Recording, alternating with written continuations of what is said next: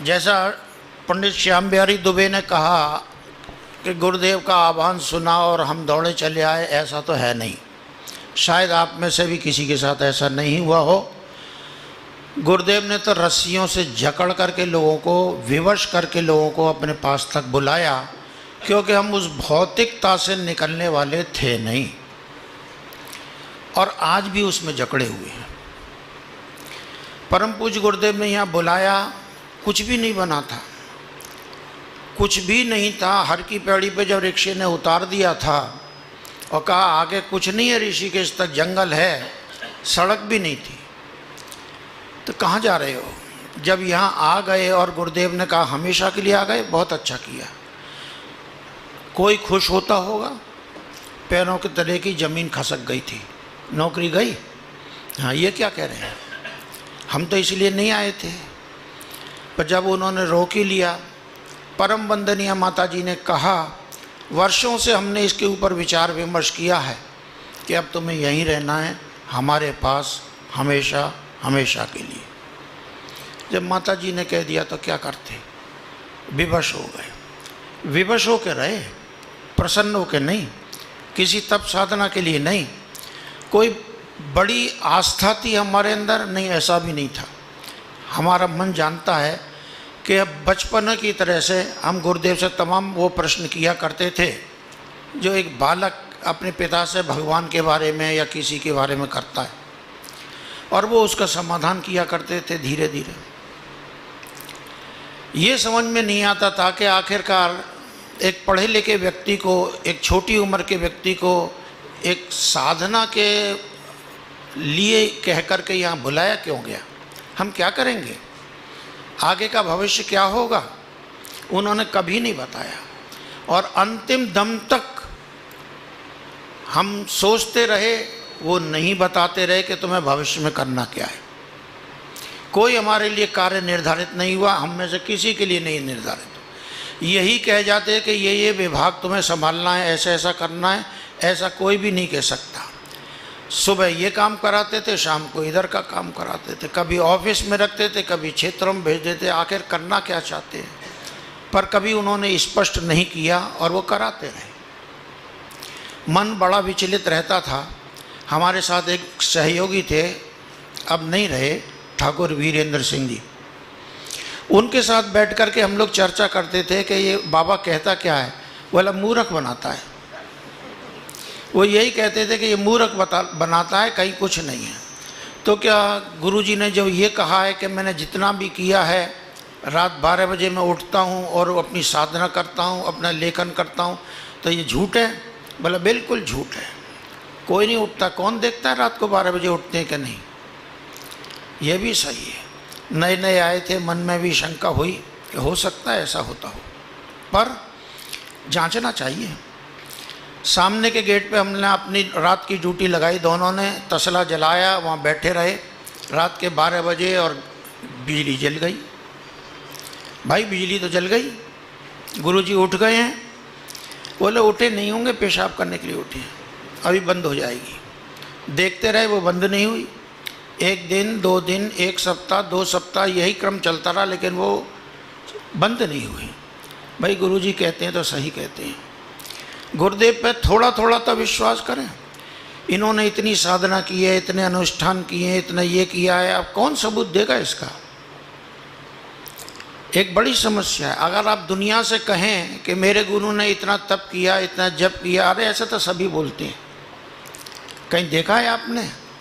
ये मन में हमारे भी विचार गूंजते रहते थे कि वास्तव में जी गुरु जी जैसे दिखते तो हैं नहीं, इनके जटा नहीं हैं, इनके पास मालाएं नहीं हैं, इन पर ये ऐसे कपड़े पहनते नहीं हैं, ये हैं भी साधक के नहीं साधक। और ना ही वो ऐसा कुछ बोलते थे।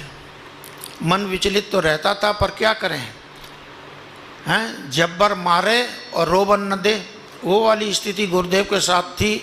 न वो भगने देते हैं, न कुछ बताते हैं, चुपचाप पड़े रहे और एक चुपचाप ही रहकर उनके साथ अपना जीवन बिताते रहे। क्या करें, पर उन्हें भविष्य की चिंता थी।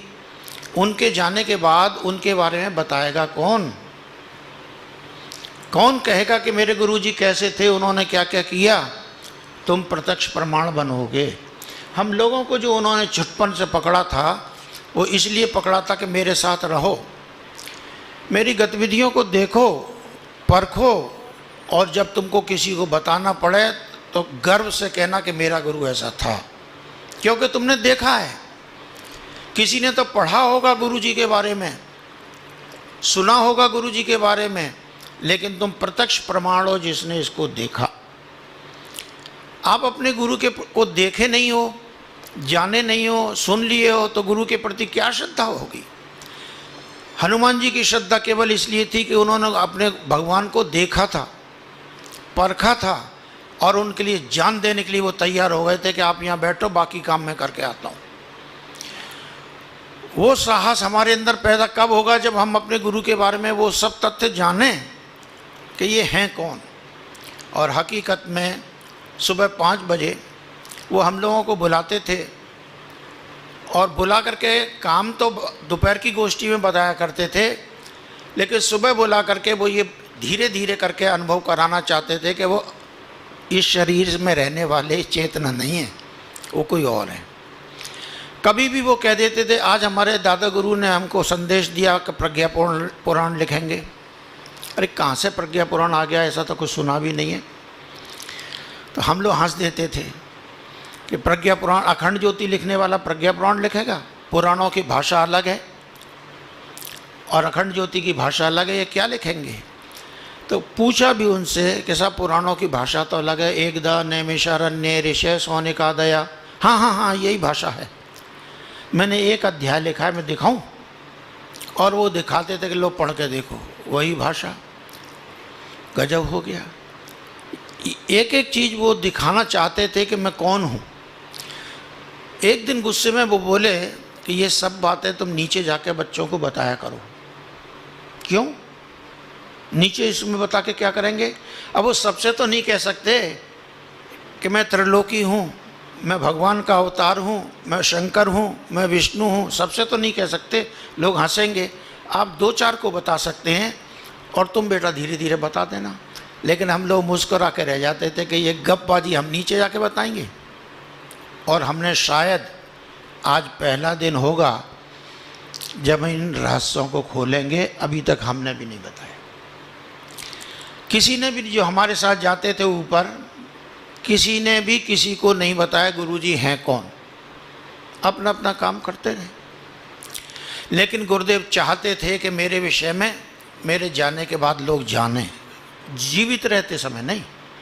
फिर तो लोग प्रणाम की लाइन लगा देंगे तो हर की पेड़ी तक लग जाएगी और उन्हें कोई काम करने का मौका नहीं मिलेगा। लेकिन उन्होंने अपने जाने के बाद चाहा कि आप इसको घर घर पहुंचाएं।